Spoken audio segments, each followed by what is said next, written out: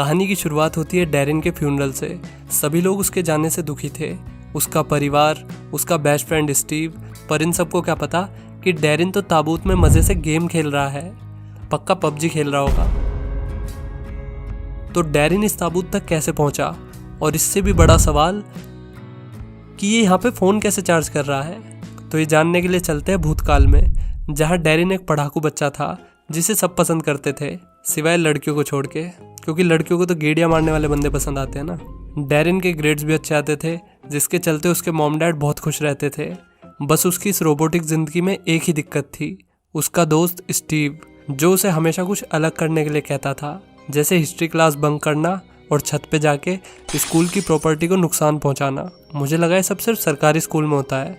खैर, इनके history teacher ने इन्हें पकड़ लिया और अब घर पे डैरिन की क्लास लग गई।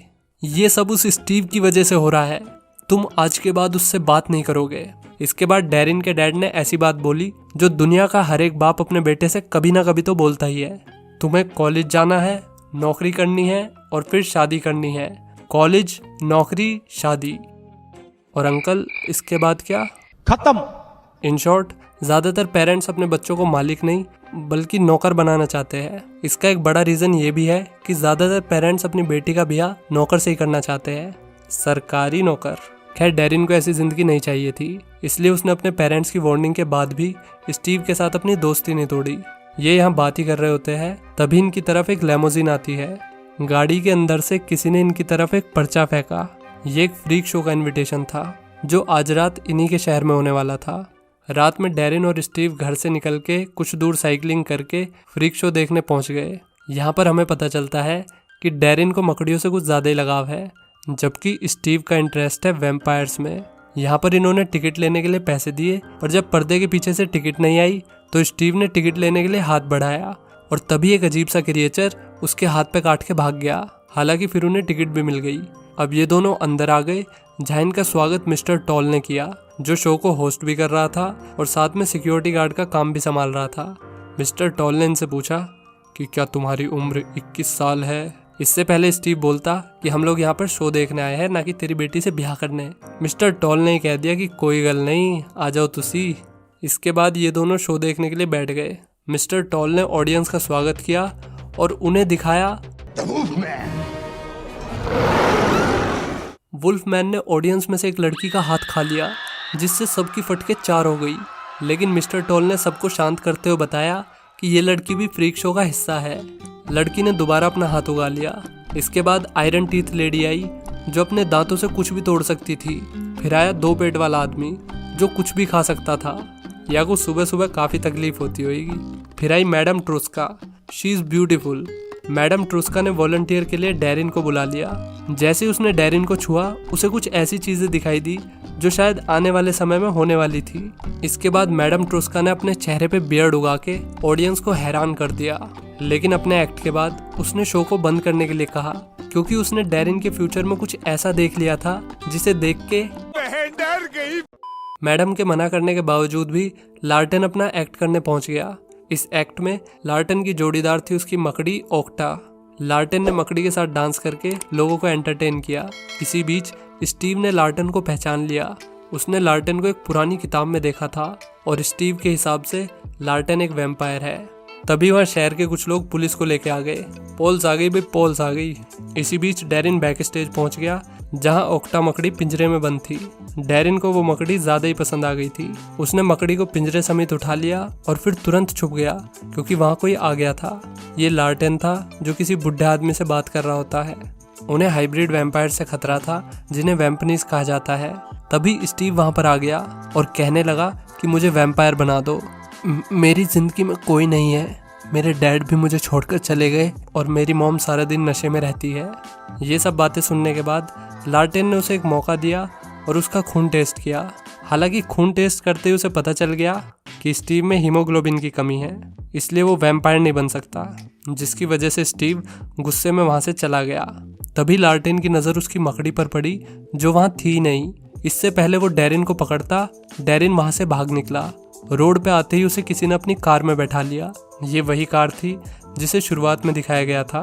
कार में 2 जने बैठे हुए थे, मार्लो और मिस्टर टाइनी। ये डैरिन से सवाल जवाब करने लगे, लेकिन उन्हें जल्दी समझ आ गया कि उन्होंने गलत लड़के को कार में बैठा लिया है। ये तो यहाँ पे स्टीव के लिए आए थे। खैर, उन्होंने डैरिन को उसके घर छोड़ दिया और उसकी साइकिल को तोड़ दिया। अगले दिन डैरिन ओक्टा को बैग में रख के अपने स्कूल ले आया। तभी स्टीव वहाँ गया। उसने ओक्टा को भी देख लिया।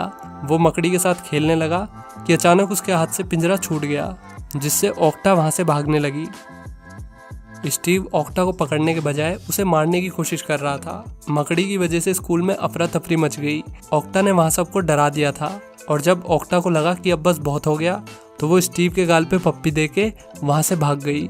अब स्टीव मकड़ी के जहर से बेहोश हो गया। ओक्टा का जहर इतना खतरनाक था कि उसके काटने के बाद किसी का भी जिंदा बचना लगभग नामुमकिन था। इसलिए डैरिन वापस सर्कस पहुंच गया। वहां उसने लार्टेन से मदद मांगी।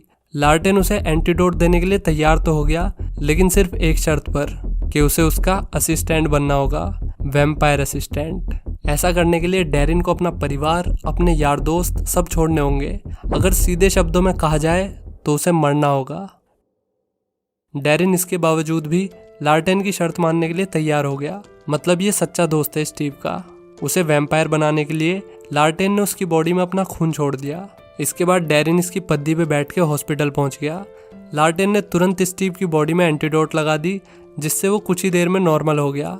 अब कुछ दिनों बाद डैरिन के शरीर में बदलाव दिखने लगे। ये सब लार्टेन के ब्लड का असर था।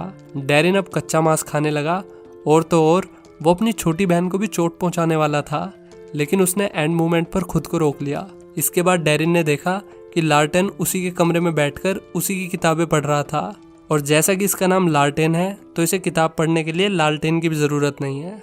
अब वैम्पायर ने उसे समझाया कि उसे अपने परिवार और अपने दोस्तों को छोड़ना ही होगा। डैरिन इसके लिए तैयार तो नहीं था, लेकिन कुछ ही देर पहले वो अपनी बहन को चोट पहुंचाने वाला था, इसलिए वो अब यहाँ रहकर अपने परिवार को खतरे में नहीं डालना चाहता था। इसलिए वो यहाँ से जाने के लिए तैयार हो गया। लेकिन उससे पहले वो अपने माँ बाप से मिला और उन्हें बताया कि वो उनसे कितना प्यार करता है। ये सुनकर उसके माँ बाप इमोशनल हो गए और फिर वो अपनी छोटी बहन को गुड बाय बोलकर लार्टेन के पास आ गया। उसने डैरिन को अपना ब्लड दिया और फिर उसे चांद दिखाने लगा। फिर लार्टेन ने उसे छत से गिरा दिया ताकि ये एक एक्सीडेंट लगे। अब हम वापस प्रेजेंट में आ गए, जहाँ डैरिन के यूँ अचानक चले जाने से सब लोग बहुत दुखी थे, लेकिन वे नहीं जानते कि डैरिन इस वक्त ताबूत में मज़े से गेम खेल रहा है। उसी रात लार्टेन ने उसे ताबूत से बाहर निकाला। उसी वक्त मार्लो ने उस पर हमला कर दिया। जैसे तैसे करके लार्टेन ने उसे ठिकाने लगाया और डैरिन को लेकर वापस सर्कस में आ गया, जहां डैरिन रेबेका से मिला। दूसरी तरफ स्टीव अपने दोस्त की मौत से बहुत दुखी था। उसने खुद को भी सबसे दूर कर लिया था। अब वो अपनी जान देने वाला था कि तभी मिस्टर टाइनी वहां गया। उसने स्टीव को वैम्पनीज बनने का ऑफर दिया। वैम्पनीज वैम्पायर से अलग होते थे। जहां वैम्पायर लोगों को बेहोश करके उनका खून पीते थे, वहीं वैम्पनीज लोगों को जान से मारकर उनका खून पीते थे। मिस्टर टाइनी ने उसे बताया कि तुम्हारा दोस्त अभी भी जिंदा है और अपने नए दोस्तों के साथ काफ़ी खुश भी है। उसने तुम्हारा वैम्पायर बनने का सपना तुमसे चुरा लिया। ये सुनने के बाद स्टीव मिस्टर टाइनी की हर बात मानने को तैयार हो गया।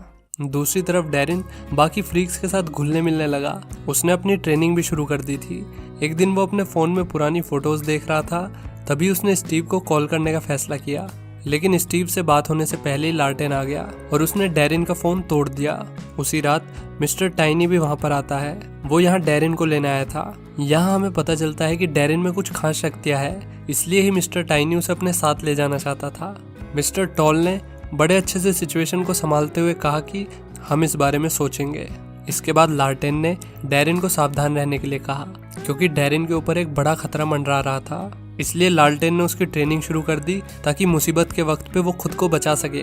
शुरू में तो डैरिन लार्टेन के सामने बहुत कच्चा पड़ रहा था, लेकिन धीरे धीरे उसके अंदर स्ट्रेंथ आने लगी।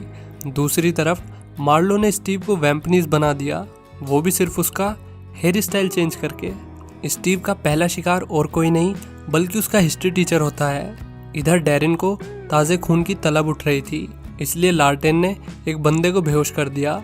उसने बताया कि हम लोगों को नहीं मारते, बल्कि उन्हें बेहोश करके बस उनसे थोड़ा सा खून उधार ले लेते हैं।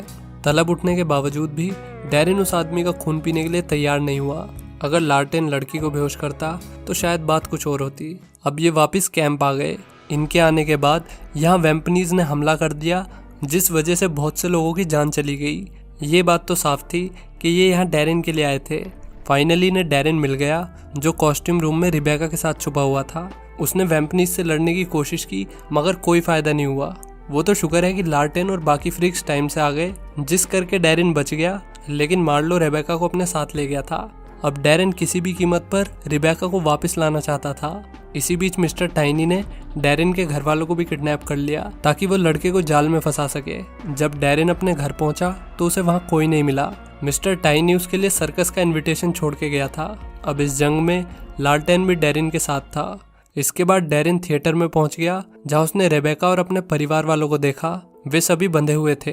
फिर वहां स्टीव भी आ गया, जिसे देखकर डैरेन हैरान रह गया। उसने स्टीव को धमकाया, लेकिन वो उसके सामने बहुत कमजोर था, क्योंकि उसने अभी तक इंसानी खून नहीं पिया था। लालटेन भी मार्लो के साथ कैचम कैच खेल रहा था। इसी बीच रेबेका ने पूंछ से अपनी रस्सी खोल दी और वो डैरेन के पास आ गई। उसने डैरेन को अपना खून पीने के लिए कहा, लेकिन डैरेन ने मना कर दिया। पर जब रेबेका ने उसे अपना ब्लाउज दिखाया तो वो खुद को रोक नहीं पाया। इधर लार्टेन के कुत्ते फेल हो रखे थे, लेकिन फिर भी उसने हार नहीं मानी और आखिर में उसने मार्लो के सीने में खंजर घुसा दिया। डैरेन में भी अब 2 घूंट खून चूस के ताकत आ गई थी, जबकि स्टीव तो पूरे के पूरे बंदे चूस के आया था। फिर भी कोई फायदा नहीं हुआ। मिस्टर टाइनी दूर से ये सब देख रहा था। अब उसे लगा कि लड़ाई को यहीं रोक देना चाहिए, तो लड़ाई रुक गई। मिस्टर टाइनी ने अपनी जादुई शक्तियों से मार्लो को एक छोटा क्रिएचर बना दिया और फिर उसने डैरेन और स्टीव को उसके साथ चलने के लिए कहा। स्टीव तो मिस्टर टाइनी की पावर्स को देखकर बहुत इम्प्रेस था, इसलिए वो बिना सोचे समझे उसकी साइड चला गया। लेकिन डैरेन ने लार्टेन के साथ ही रुकने का फैसला किया। इसके बाद लार्टेन ने डैरेन के परिवार की याददाश्त मिटा दी, जिससे उन्हें आज की रात के बारे में कुछ भी याद नहीं रहेगा। आखिर में डैरेन वापस कैंप लौट जाता है, जहाँ सभी लोग उसका स्वागत करते हैं। इसी के साथ मूवी यहीं खत्म हो जाती है। सो कैसी लगी मूवी कमेंट में लिख के बताओ और वीडियो को लाइक करो, ताकि ये वीडियो और लोगों तक भी पहुंचे। और चैनल को सब्सक्राइब कर लो अगर अभी तक नहीं किया है तो। मिलते हैं अगली वीडियो में।